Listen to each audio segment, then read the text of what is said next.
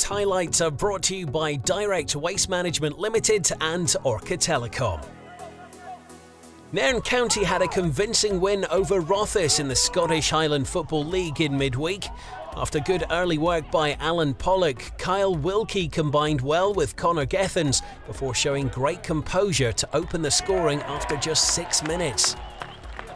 And the crowd didn't have to wait long for the home side to double their lead. Robbie Duncanson was given far too much time and space to pick out Conor Gethins, who would go on to have a night to remember.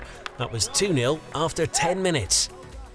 Rothes worked hard to put pressure on the Nairn back four, and some sloppy play allowed Joao Rodrigues to pinch the ball off the toes of Sean Webb. His byline cross was met on the volley, but just wide of the target. Nairn County controlled the midfield, Wilkie again showing great vision to set up Ross Naismith, but he didn't quite connect with this effort.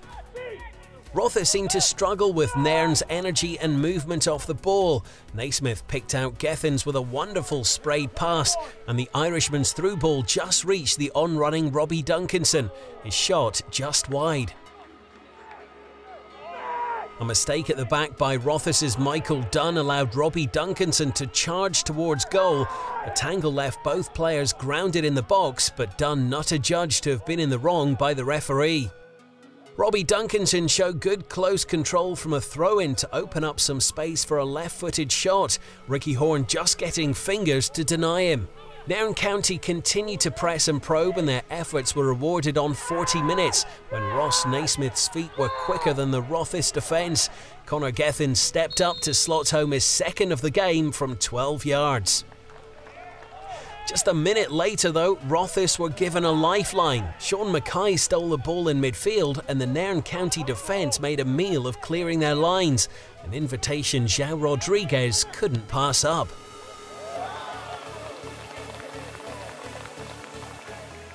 Nairn County started the second half as they begun the match, piling the pressure on Ricky Horne's goal.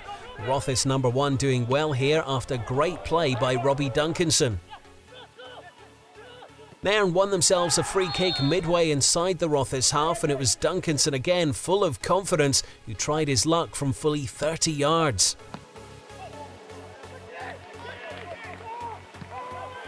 It was Pollock and Duncanson who combined well on 51 minutes, and when the ball came into the box, Ross Naismith controlled, turned and struck a sweet half volley for Nairn's 4th of the night.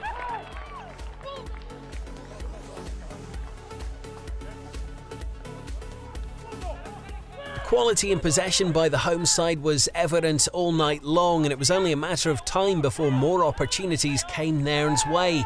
But in the end, it was a long ball clearance by Martin McDonald which left Steven MacKay in two minds. Gethins guessed right, and his turn and volley gave him his hat-trick.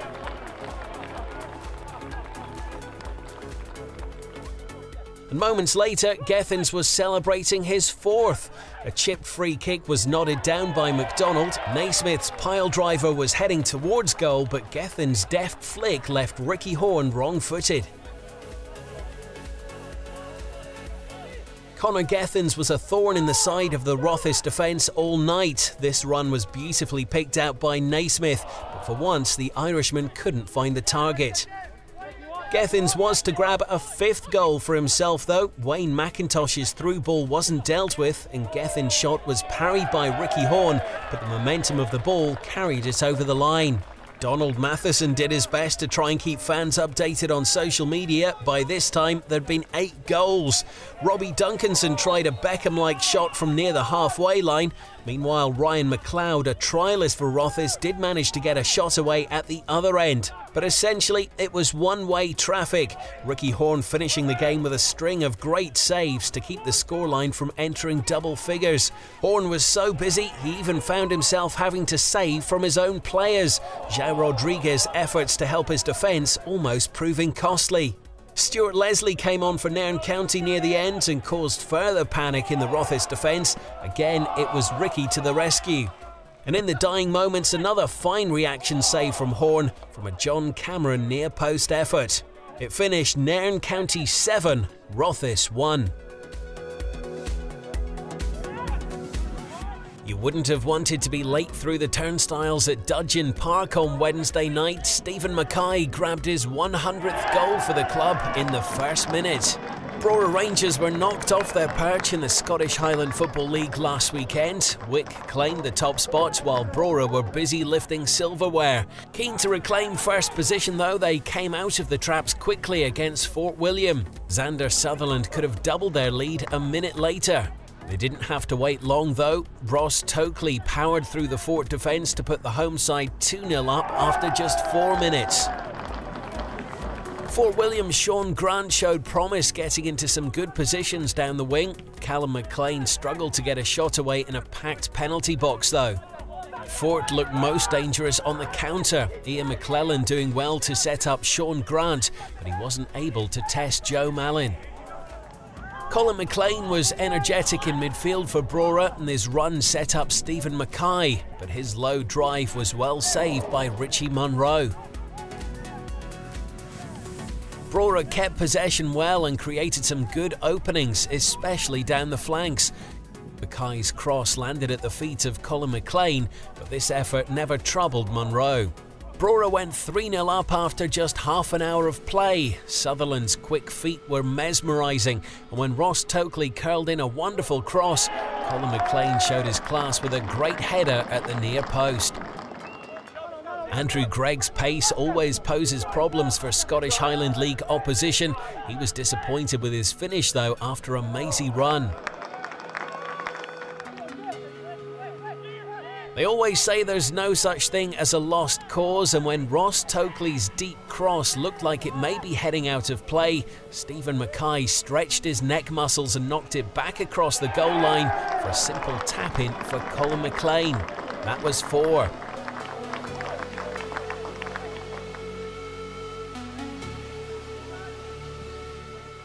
Just before half-time, there was a claim for a penalty kick. James MacKay swung a good cross in and Andrew Gregg picked up the loose ball. His shot struck an arm, but the referee waved it away.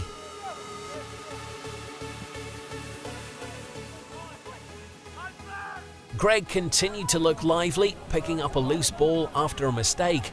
His fizzing effort just inches past the post.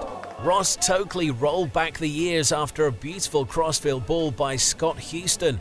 The 35-year-old ran the wing to collect and get a decent cross into the box. Steven MacKay's volley was always rising though. The second half saw Brora continue on the front foot. Martin McLean's cross was well dealt with by the Fort defence. It was a temporary reprieve though. Gavin Morrison's cross was met by captain Steven MacKay for his second of the night.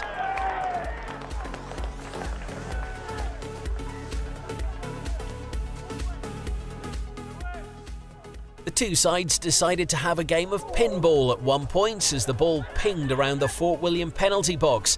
It eventually came out to Dale Gillespie, who was fouled. Now, how do you decide who's going to take a free kick these days? Well, Gavin Morrison and Xander Sutherland at Brora opt for a quick game of rock, paper, scissors. Xander won this one. His shot was stopped by Richie Munro, but Steven MacKay was there to mop up the spill to claim his hat-trick and 102nd goal for the club.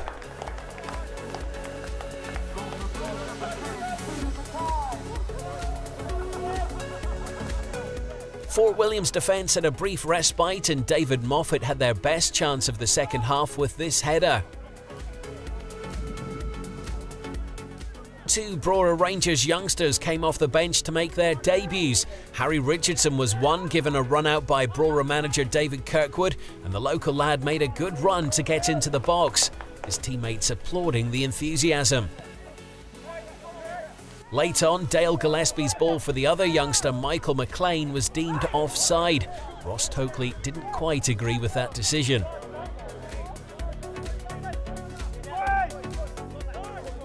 Tokely encouraged the youngsters to stretch their legs in the dying minutes and played in Richardson. His drilled cross was met by Colin MacLean, who couldn't quite claim his hat-trick. In the dying minutes, the woodwork denied Gavin Morrison, and one of the debutants, James MacLean, came close to making it a very memorable first outing at Dudgeon Park. It finished Brora Rangers 6, Fort William 0. Well, this is how the Scottish Highland Football League table looks after those midweek games. Brora Rangers go back to the top after that 6-0 win over Fort William. There was an 11-goal thriller between Formartine United and Buckie Thistle.